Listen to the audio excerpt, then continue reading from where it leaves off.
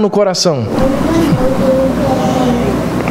Então, eu penso que nós não podemos e não devemos arbitrar como juízes e condenar todos aqueles que entram por essa porta. Eu penso que existem implicações na morte de uma pessoa que fogem, que extrapolam, que escapam do nosso limitado conhecimento. Gente, na morte de um ser humano, existem fatores que nós não conhecemos, que a gente não consegue alcançar. Isaías 35 diz que no caminho para o céu nem os loucos errarão,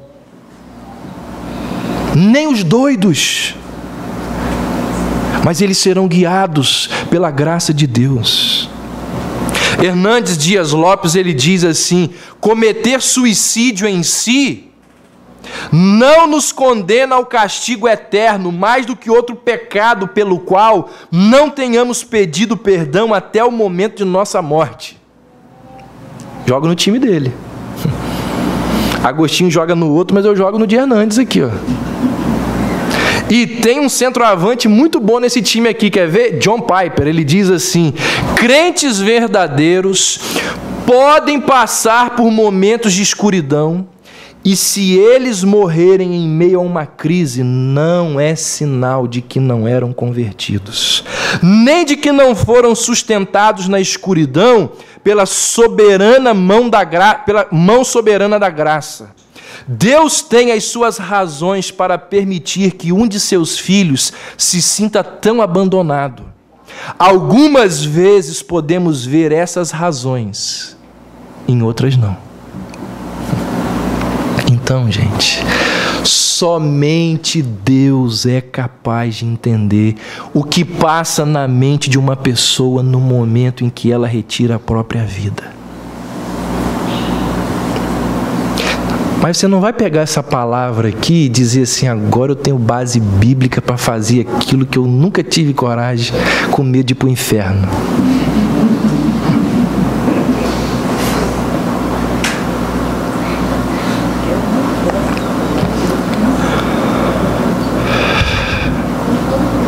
Se vocês soubessem como que a nossa mente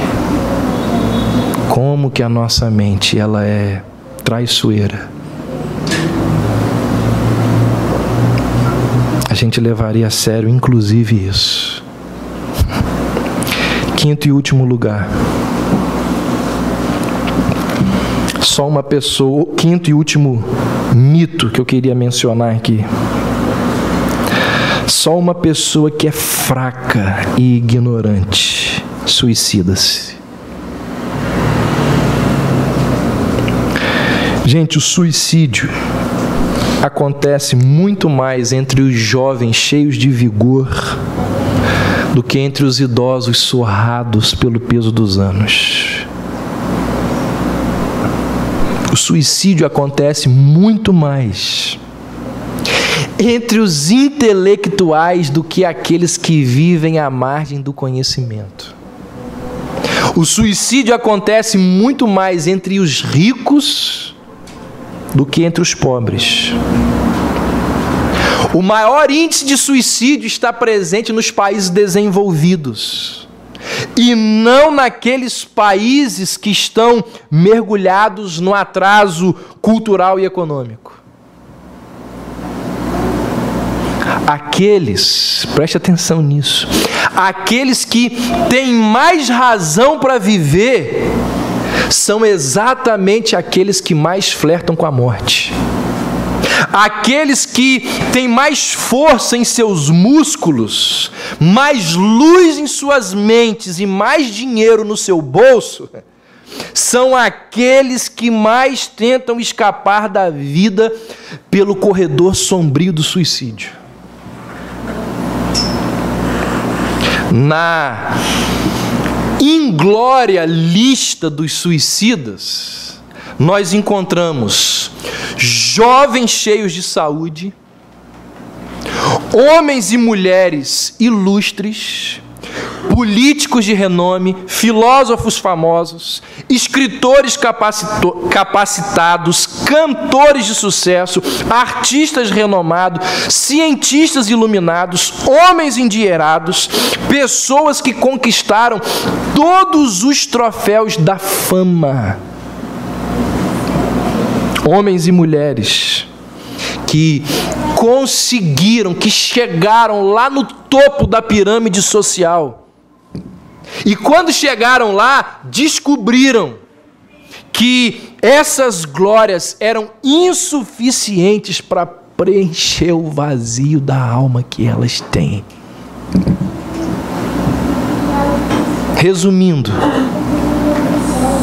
o desencanto com as coisas leva mais pessoas ao suicídio do que a falta delas. O desencanto com as coisas. A pessoa criou uma expectativa enorme, uma expectativa gigantesca. No dia que eu tiver isso, eu vou preencher o vazio da minha alma. E aí a pessoa consegue, conquista e percebe que aquilo que ela sempre desejou, aquilo pelo qual ela sempre batalhou, não preenche o vazio da alma. A frustração, o desespero é tão grande que elas acabam se matando. Alguém disse que o desprazer do ter empurra mais pessoas para o abismo da morte do que a busca do ter. Ou seja, o que essa pessoa diz é que o ter sem ser é frustrante e tem gosto de morte. O que adianta ter sem ser? Não conseguiu entender qual é o significado da vida. Não encontrou sentido para a sua existência. Tem muito, mas não é nada. Tem recursos, mas não tem paz de espírito. E o que essas pessoas descobriram, e essa descoberta levou essas pessoas ao suicídio, o que essas pessoas descobriram é que o dinheiro pode comprar muitas coisas, mas não compra paz, não compra felicidade. O dinheiro pode comprar uma casa, mas não compra um lar. O dinheiro pode comprar remédio, mas não compra saúde. O dinheiro pode comprar aqueles ricos turbantes, caríssimos, mas não compra uma consciência limpa. O dinheiro pode pagar um enterro glamouroso. Hoje eu vi lá na televisão, revi o enterro de Ayrton Senna. Que coisa glamourosa, que coisa fantástica. Dinheiro pode comprar um enterro glamouroso, mas não compra a entrada triunfal lá na glória. Dinheiro pode comprar mansões aqui nessa terra, mas não compra lugar no céu. E quando as pessoas descobrem isso, elas entram num profundo desespero que pode descambar em suicídio.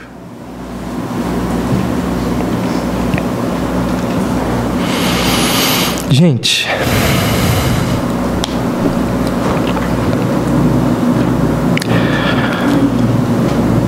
talvez o que eu estou falando hoje e falei semana passada sobre o suicídio não sirva para você hoje, mas pode servir para daqui a algum tempo, pode servir para daqui a alguns anos.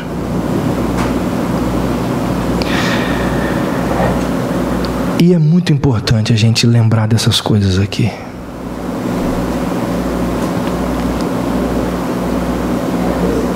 Talvez não sirva para você, porque Deus vai te dar a graça e vai ser muito bondoso e misericordioso com você, de não permitir que você passe por uma série de problemas que leve você a pensar nisso.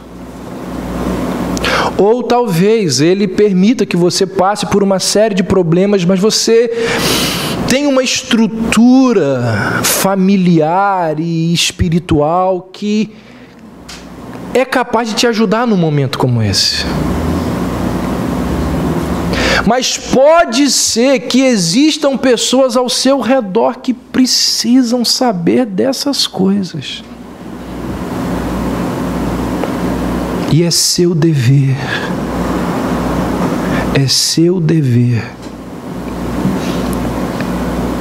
alertar essas pessoas, ajudar essas pessoas.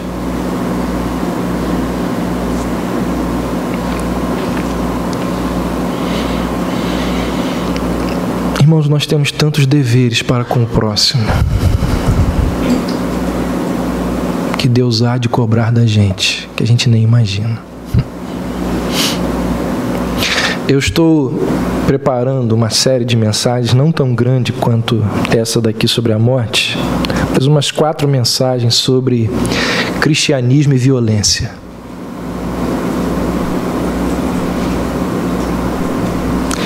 E eu estou assim sendo torturado, machucado pelas coisas que eu estou lendo. Porque eu estou sendo confrontado nos estudos que eu estou fazendo.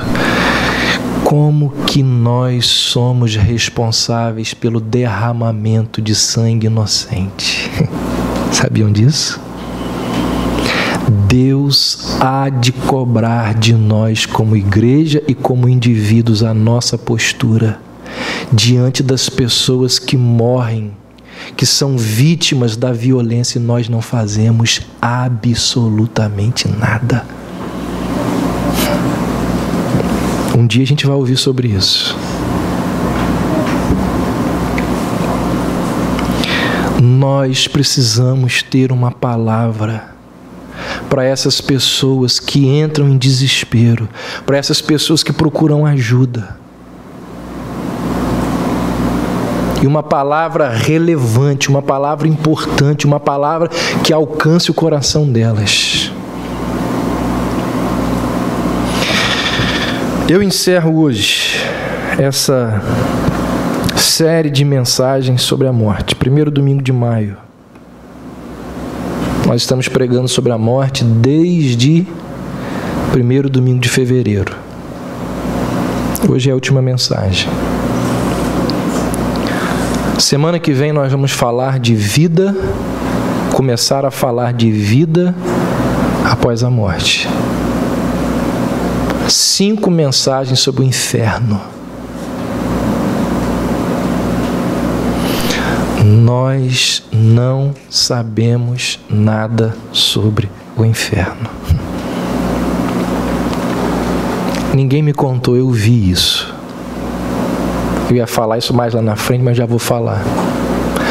Eu vi num concílio de ordenação ministerial aqui em Campos. Perguntaram ao candidato: o que é o inferno? Como é o inferno? Ele falou assim: o inferno é quentinho. Foi a resposta dele e foi aprovado e é pastor. O inferno é quentinho. E realmente a reação que muitas vezes nós temos é de riso. A gente devia chorar. Chorar.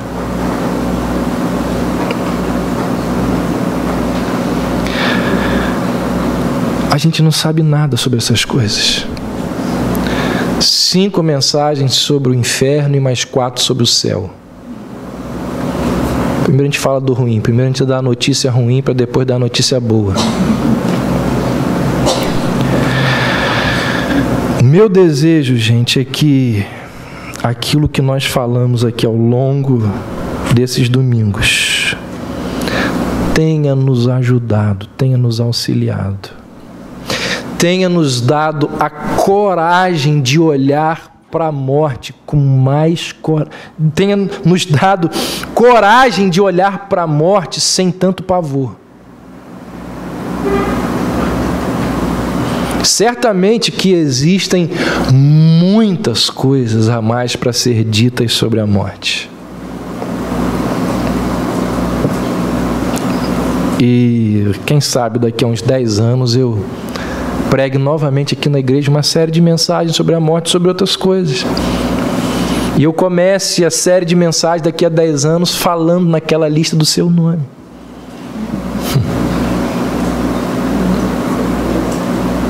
Se o seu nome for falado, saiba que você vai estar muito melhor do que eu, bem mais feliz do que eu.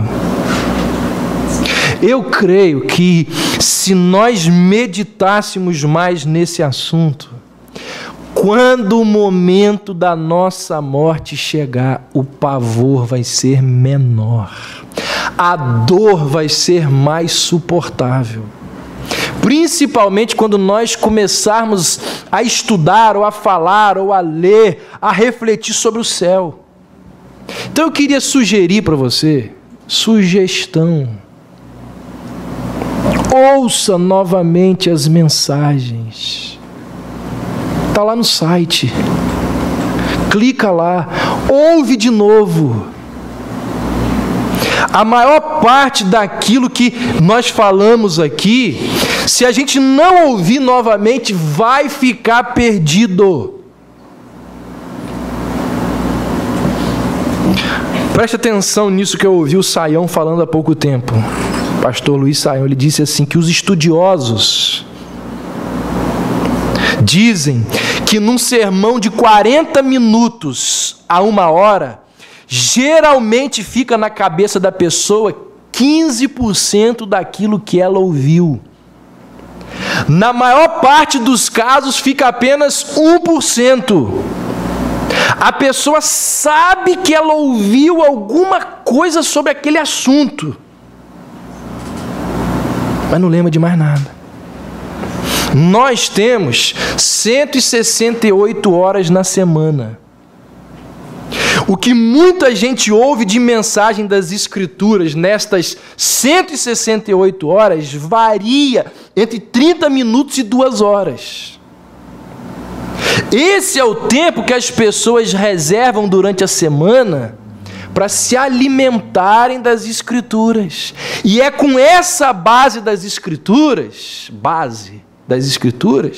que as pessoas irão lidar com os seus problemas, entender os seus dilemas, tentar responder suas angústias. Ou seja, se você se alimenta das Escrituras só domingo de manhã e domingo à noite, você vai continuar em crise, você não vai ter respostas para as suas perguntas, para os seus dilemas, para as suas dúvidas.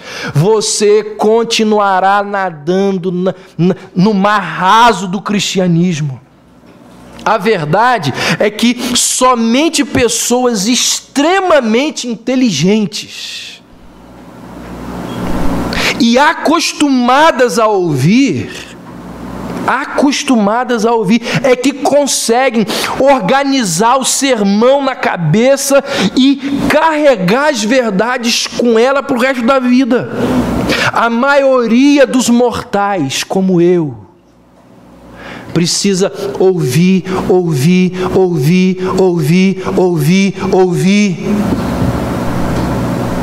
Então, para que essas verdades não se percam, para que tudo aquilo que nós ouvimos não caia no esquecimento, para que essas coisas abençoem a sua vida, te ajude no momento de desespero, ouça de novo.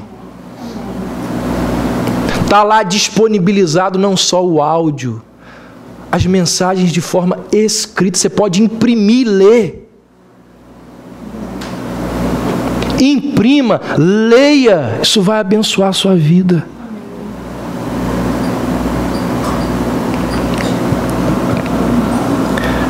Eu quero encerrar lendo 1 Coríntios 15, abra aí.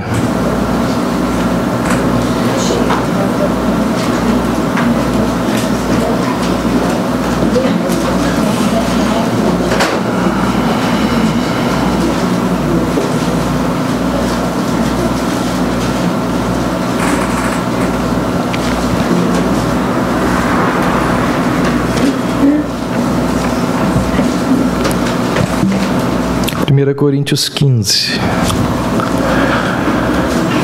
a partir do verso 51. até o verso 55, diz: eu vos digo um mistério, nem todos iremos falecer, mas todos seremos transformados.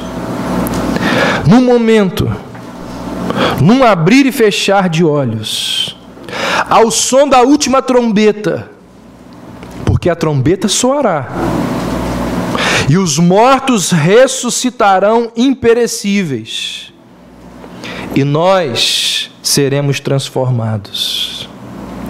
Pois é necessário que aquilo que perece se revista do que é imperecível, e o que é mortal se revista do que é imortal. Mas, quando o que perece se revestir do que é imperecível, e o que é mortal se revestir do que é imortal, então se cumprirá a palavra escrita: a morte foi engolida pela vitória. Onde está, ó morte, a tua vitória? Onde está, ó morte, o teu aguilhão? O aguilhão da morte é o pecado, e a força do pecado é a lei. Mas graças a Deus, que nos dá a vitória por meio de nosso Senhor Jesus Cristo. Portanto, meus amados irmãos, sede firmes e constantes, sempre atuantes na obra do Senhor, sabendo que nele o vosso trabalho não é vão. Irmãos, chegará um dia